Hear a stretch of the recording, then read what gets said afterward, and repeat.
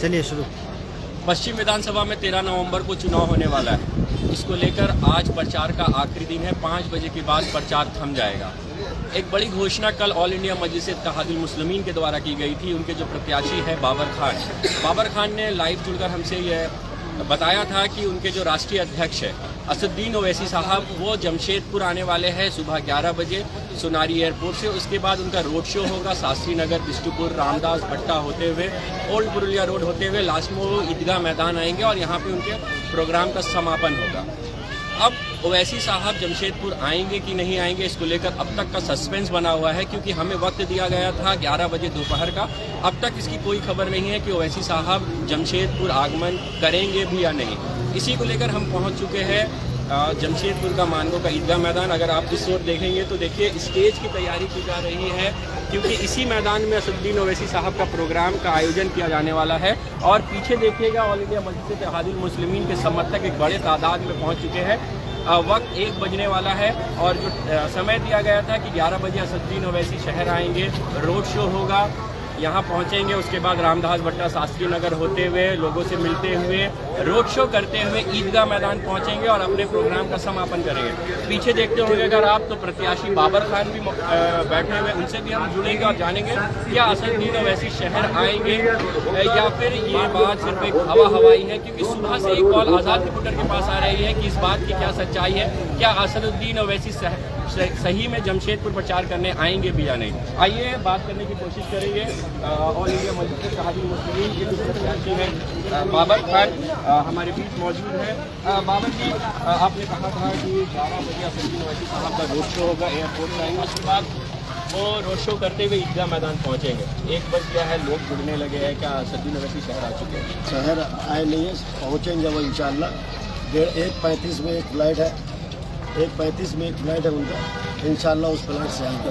आपको बता दें कि लगातार MIM की टीम और Hyderabad central committee Jharkhand state सरकार से एक रिक्वेस्ट लेटर भेजती है। कभी भी कोई VIP आते हैं तो रिक्वेस्ट लेटर भेजा जाता है और रिक्वेस्ट लेटर एक्सेप्ट होने के बाद में प्रशासन का जो प्रक्रिया आरंभ होता है वहाँ से शुरू होता है। सुरक्षा के दृष्टिकोण से लेकर के सारा उनको जो भी व्यवस्था करना है। 7 तारीख को असदुद्दीन ओवैसी साहब में आने के लिए एक रिक्वेस्ट लेटर झारखंड सरकार को भेजा गया, उसको उन्होंने रिजेक्ट कर दिया।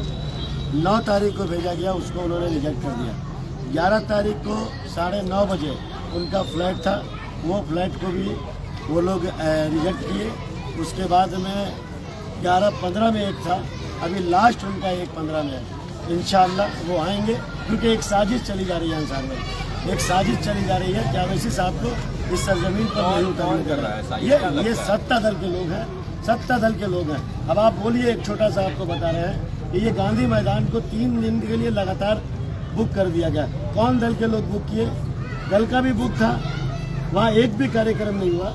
निर्वाचन आयोग को इसको संज्ञान में लेना होगा कि किसी एक दल के और किसी एक नेता के प्रभाव में आप दूसरे दल को कार्यक्रम नहीं करने दे रहे हैं। हमारे जो भी VIP, जो हमारा चेहरा है, जो हमारा पार्टी का रहबर है, उसको आप आने में आनाकानी कर रहे हैं। कितने ओवैसी को रोकिएगा?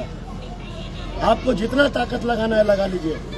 आपके लिए राहुल आ जाए ठीक, आपके लिए अमित शाह आ जाए ठीक, आपके लिए दिग्विजय सिंह आ जाए ठीक, आपके लिए योगी आ जाए ठीक। ओवैसी साहब आ रहे हैं तो तकलीफ है। आप उनके रिक्वेस्ट लेटर को एक्सेप्ट नहीं करते हैं और लास्ट मोमेंट में आप बोलते हैं कि रिजेक्ट हो गया।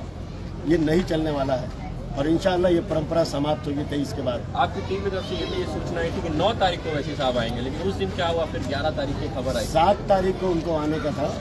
7 तारीख को झारखंड स्टेट सरकार जो है, जो ऑथोरिटी पावर है, वो ये कहा कि ये क्या नाम है इसका, छठ का पर्व है, तो छठ में जो है विधि व्यवस्था जो है पूरी चरमराई रहती है, रोड वगैरह ब्लॉकेज रहता है, तो उसको उन्होंने एक्सेप्ट कर लिया। 9 तारीख को दिया गया, तो 9 तारीख को बिना कोई कॉज के उसको भी पेंडिंग दिखाते दिखाते दिखाते एकदम लास्ट आवर में जो है उसको रिजेक्ट किया जाता है। आज का भी जो है रिजेक्ट वाला मामला है वो 9:35 वाला भी हो गया, 11:15 वाला भी हो गया। ओवैसी साहब बेचैन बैठे हैं कि हमको जमशेदपुर जाना है, जमशेदपुर जाना है। आज से नहीं, लगातार 1 हफ्ता से उनकी तैयारी चल रही है। अभी भी हमारे वहाँ पर ही जो कार्यालय में अराफात कुरैशी साहब सरफराज सिद्दीकी साहब, सब लोग यही बेचैन है कि सरकार का जो है 135 में उनका एक फ्लैट है, अल्लाह वो फ्लैट को मंजूर करना और वो आ जाए। आपके विरोधियों के द्वारा लगातार उन तक भी कॉल आ रही है कि ये पब्लिसिटी स्टंट है, ओवैसी साहब नहीं आने वाले, बाबर खान बस भीड़ जुटाने के लिए हवा बना रहे हैं। कि विरोधियों का जो भी बहाना है वो तो खोजेंगे। विरोधी करते क्या है, हम स्टैंड बनाएंगे नहीं बनाएंगे, ये MIM के दीवाने हैं। मेरी बात समझ रहे हैं। खाली इनको मालूम हो जाए कि MIM का फखरुद्दीन अंसारी यहाँ सभा करेगा तो आपको ये क्राउड दिखेगी। हमारे यहाँ वो चेहरा है, असदुद्दीन साहब तो एक महान हस्ती है, वन मैन शो है इंडिया में। उनके आने के पीछे तो बहुत लोग वहाँ तैयार हैं। क्या साजिश हो रहा है क्या? इस तरह की तैयारी है कि जैसे ईद की नमाज पढ़ना है ना सुबह, लोग सुबह से ही फजर की नमाज के बाद से ही तैयारी शुरू कर दिए हैं। लेकिन साजिश ये है कि मुस्लिम का कोई लीडर पैदा नहीं हो। मुसलमान सिर्फ और सिर्फ वोट देने के लिए बना है और उसी के लिए वो इस्तेमाल होगा। मुसलमान का ही अगर लीडर आएगा तो निश्चित रूप से अवैसी साहब आएंगे और हमें यकीन है कि वो अपने प्रत्याशी के पक्ष में और यहाँ की जनता को अपना पैगाम देंगे। और क्यों जरूरी है MIM को प्रत्याशी को कामयाब बनाना, उसका भी संदेश इंशाअल्लाह आपको देंगे। आपसे बात करने से पहले मेरी टीम के द्वारा आपके प्रदेश अध्यक्ष को कॉल किया गया और ये कहा कि हम लोग ईदगाह मैदान में जुट रहे हैं, क्या ओवैसी साहब सही में आ रहे हैं? तो उनकी तरफ से जवाब सामने निकल कर आया कि इस बात की सूचना आप बाबर खान से लिए मुझे नहीं पता। बिल्कुल, हमसे डायरेक्ट सेंट्रल कमेटी हैदराबाद संपर्क में है।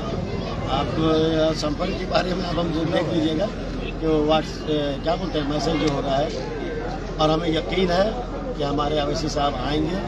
अगर साजिशें कुछ हो जाए, क्योंकि जो कुछ भी है सरकार के अधीन हम चलते हैं, और सरकार अगर उसमें बाधा उत्पन्न करेगी तो निश्चित रूप से हम वहाँ कहीं ना कहीं निंदा ही प्रस्ताव करेंगे।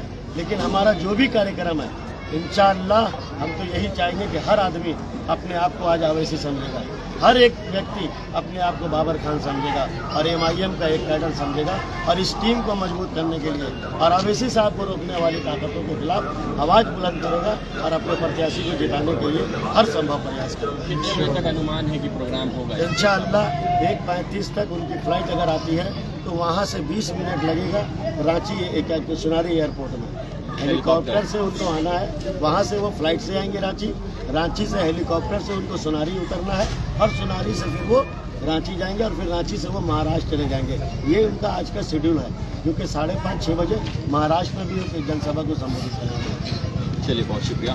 तो ये थे प्रत्याशी ऑल इंडिया मजलिस इत्तेहादुल मुस्लिमीन के पश्चिम विधानसभा के बाबर खान, जो अब भी कह रहे हैं कि ओवैसी साहब ईदगाह मैदान आएंगे।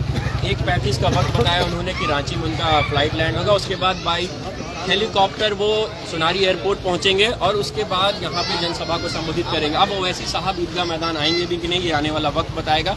इसी तरह के अपडेट्स के लिए, तमाम फॉलोअप्स के लिए, क्या ओवैसी साहब का प्रोग्राम होगा भी या नहीं, जुड़े रहे आज़ाद रिपोर्टर के साथ। बहुत बहुत शुक्रिया।